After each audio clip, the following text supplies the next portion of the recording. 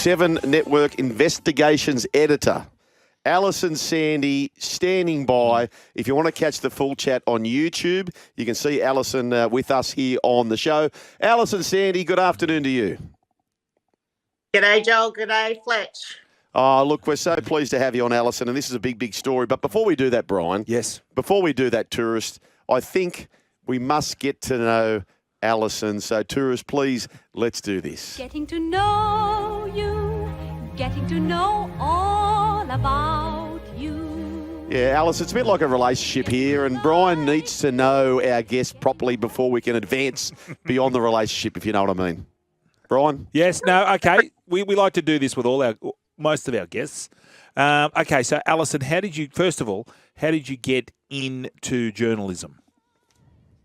Well, I started out, I don't know how far back you want me to go, but my hometown had a newspaper, doesn't anymore, sadly, the Portland Observer in southwestern Victoria. So I started as a third-year cadet there. Within 6 months, actually, I was chief of staff. Oh. And then went to Wynn in Mildura, and then Adelaide as a political reporter, and then Brisbane as an FOI editor in the Courier Mail. I've just been all over the shop. And then about 11 years ago, I started at Channel 7. Wow. Okay, so your investigations editor, is it always to do with serious crime? No. I was police and courts editor for a bit as well. So I did deal with some serious crime. But I have to say that one of the issues was just doing everything, and then eventually true crime has sort of become its own thing, right? And I found out I could do some good, right? So that was basically why I decided to get right into it, because there was so much injustice in this world, and it's like using your power for good, not evil. And that's how this all came about. And I've met amazing people along the way. My first podcast was the Lady Vanishes, which was a worldwide success, and that was finding missing Marion Barter. And then we did Shot in the Dark, and now we're doing The Truth About Amy. Wow. So this is, this is the history of Amy Wensley, 24-year-old in 2014. Can you please set the scene? For those who pretend some people know nothing about this case, please, Alison, can you just share the bullet points of this big story?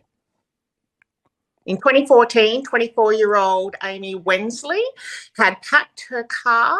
The car was running. Her two young daughters were strapped into the back seat. She went inside to get something and then never came back. Wow. And out that she was then found with a gunshot wound to her temple from a downward trajectory, and it was written off as suicide. But the evidence was overwhelming, showing that it wasn't. Wow. And we've just been going from there. So we've got to listen to this, obviously, Alison, but it seems to me we've been taught. We spoke to Hedley Thomas about Bronwyn. We spoke to Ashley, her name escapes me, her surname, about Dear Rochelle. Oh, yes. It seems to, and now we've got this with Amy Wensley. It seems to me... Ashley Hansen. It seems to be a common denominator where it feels like the police, it's a bit too hard for them all. They get to it and they go, oh, well, we can't do anything more about this. And then it takes something like you guys doing a podcast, and then all of a sudden the police goes, oh, okay, we better move on it. Is that a fair comment? Well, yeah, absolutely, in the sense of hidden homicides. It's not like we look for this. Like with Marion Barter, she'd been missing since 1997, and they basically didn't even have her on the missing person register. Wow. They said that she was her own volition, right? So it was just like, oh, come on. Her daughter has been searching all this time. There's been no proof of life. And then the same with this one, that the biomechanical report came back saying it was impossible for her to have actually been able to kill herself in that way. And not to mention all the other evidence of domestic violence. And as you know, domestic violence is the worst issue, one of the worst issues in Australia. So you just kind of like, man, you can't let these things go. And all these women, they're dying, being killed more now than ever before. And that's only the ones we know. Well, we know about the deaths, but the actual domestic violence stats as well are just incredible, and only 20% are reported. So, yeah. Chatting with Seven Network Investigations editor Alison Sandy, and the podcast is The Truth About Amy. So the first season, 14 episodes. The second season has launched, and that's why we've got Alison on to talk about this. But Brian mentioned the podcast Bronwyn. Brian mentioned the podcast Dear Rochelle, and they did wonderful jobs there. But in each case, it kind of feels like, Alison, that they're kind of close to getting something. So for your listeners with this podcast, Cold Case, do you feel like you're getting close to something? And if you were to get an outcome, I couldn't imagine how proud you would be if you got a big outcome out of this podcast. Yes, absolutely. I mean, my head sort of explodes at this because the evidence is overwhelming, right? But it still has to go through these hoops. Thanks to our podcast, WA Police has reopened investigation. So that's fantastic. Yes. They've reopened, they're updating the brief of evidence, and they're going to take it to the DPP, the Director of Public Prosecutions, who will determine whether there's enough to prosecute. But when they do take it, they will say something like, we think this. And the DPP is an investigatory body, so WA Police has got to want to prosecute. Otherwise, we're in trouble. And the problem with this is because they made the mistake at the beginning where they declared it a suicide, they've kind of been, it wasn't until the inquest in 2021 where they said, well, actually, you can't say it's a suicide, that they're, reluctantly almost coming to the party. So sometimes you just feel like they would rather spare the embarrassment than get justice, and that's that's what I was going to say. I find that appalling. Yeah, it is appalling. If it's you've done all the work and then the police say, "Oh, okay, well the evidence now is overwhelming," as you put it, so we should open the case up again. I just don't understand that. But I want to ask you this: the persons of interest back in 2014, I'd imagine they would have been interviewed by the police. Have these people now come back onto the radar? And if they have, are they still alive and are they still in the country? Yes, absolutely. It's a young people involved, all in their 20s at the time, except for the boyfriend. He was in his 30s. But basically, very big criminal history. So they're definitely on the police radar, but they're just sort of how you have people that are just in and out of court all the time, always something. And the partner did go down for assaulting a public officer, being a police officer, which was one of the first police on scene who was actually good. So most of the police have been really good, don't get me wrong. Unfortunately, the people in charge that were first on scene were the ones who made that determination. It's 2 detectives, right? And from then on, for whatever reason, because they made that determination, the organisation, I guess the hierarchy, have been reluctant to, say that it was wrong. They've issued the family a letter of regret, but they won't say sorry because, that's where we're at. And I don't know if it's, anyway. But, so that's basically where we're at with that one. Can I ask you this? So in the case of Teacher's Pet, which did come to an outcome, of course, the Dawson case, in the case of Bronwyn right now, the podcast going through, in the case of Dear Rochelle, clearly there's sadly, a lot of cold cases out there. And my question to you, Alison, and I haven't asked the other parties for those podcasts, this question I wish I had, how, with so many cold cases, and you can't be across everything, how did this particular podcast come to your knowledge or come to hand for you to go, let's go after this. There's something in this one, because I can imagine, is it family members who push a big case in front of you, or where does the instigation of this podcast come from for you? Okay. For me, it's overwhelming evidence that hadn't been released before. Right. Some of it had. and the ignoring of evidence. So it's a credibility of obviously the people involved, which is massive as well. But I have never in my life come across a case like this, which is so obviously not a suicide. That and yeah, for me it was like, I don't care if I do no other one again. My passion for this one, it was just, I can't let this one go. So I was sort of building up to this, and I'm doing these other podcasts and things like that. And the thing is with this one, everything's there. You know, tick, tick, tick, it's ready to go. So yeah, I mean, I look at Teacher's Pet, and amazing job by Hedley Thomas with that one. But if you compared the evidence in that case and the evidence in this case, it is much more. Wow. And Alison, do the police keep you in the loop? Like you said, the case is now reopened, or are they a little bit worried that if they give you, you know, some information, you may be quite pushy and saying and keep following up with them?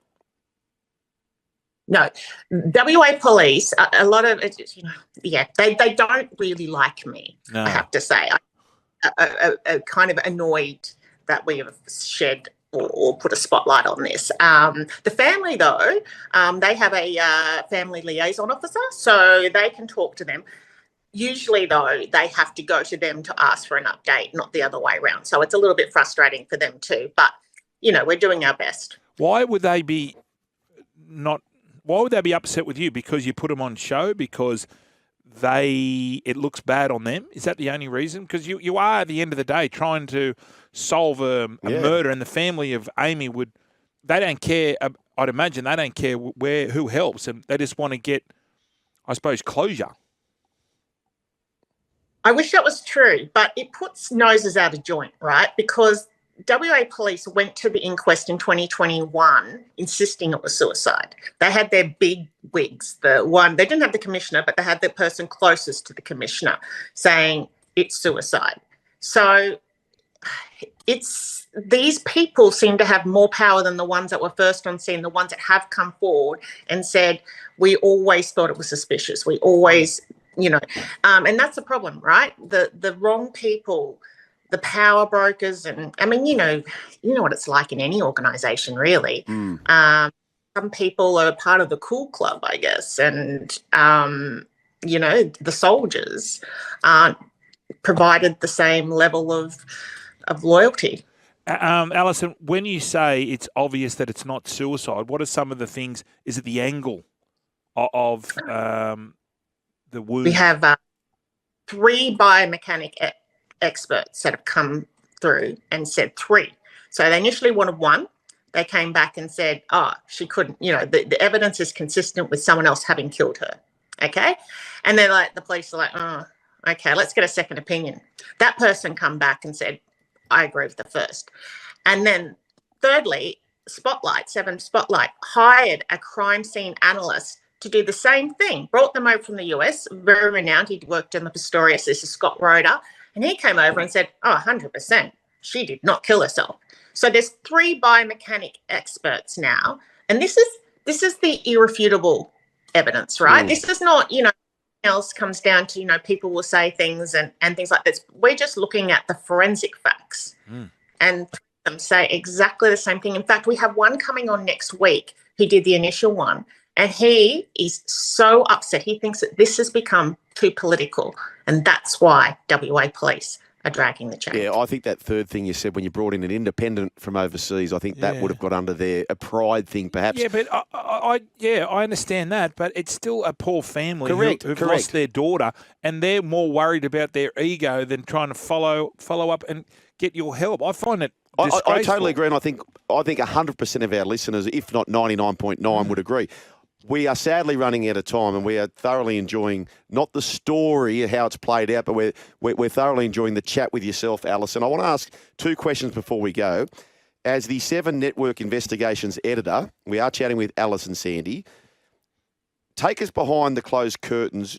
Do you often see, clearly not in this case, but, you know, the police utilise the media to put pressure on people who may be Person of interest. persons of interest. Do you often see that in your time? Clearly, it hasn't happened in this case with this scenario, but do you see it often? Absolutely. If they choose it to happen, 100%. But you got to remember Amy's family. Amy's a lower socioeconomic group. She's, it was in a rural part of Serpentine. If she was come from a wealthy family, it's hard to say, but it's treated differently. And if they were on top of it, they didn't make a mistake, it's fine. So in a lot of cases, they're on the front foot. And a lot of cases, they do a really good job. The problem is it's like all of us, right? We all make mistakes. If you make a mistake, fix it. Alison, we've got to go. But in a word, I have to ask you really quickly, one word. In your mind, do you think you know who did it? Yes. Okay. All right. Okay. There we go. Thanks, We've got to Alison. run, Alison. Sorry we had to go, but the story, it's about Amy Wensley, 24-year-old in 2014, podcast, The Truth About Amy, Season 2 has launched. Alison, thank you so much for joining the Run Home with Joel and Fletch. Thank you so much. Excellent. There you go, Alison Sandy. Podcast we've got to listen to. Oh, I can't wait. But don't you see, I just don't, it's your job.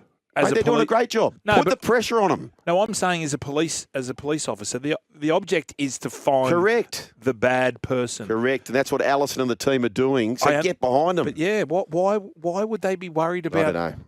Well, she said dragging the chain. Anyway, Yeah, frustrating. I don't know. The Frustrating. Truth About Amy, you can listen now on Apple Podcasts and Spotify. Catch the original story on Spotlight on 7+. So that'll give you good background as well. How good was Alison? What, you're still here? Well, you can see more on the Joel and Fletch socials and catch us live on SEN Radio, you beautiful humans.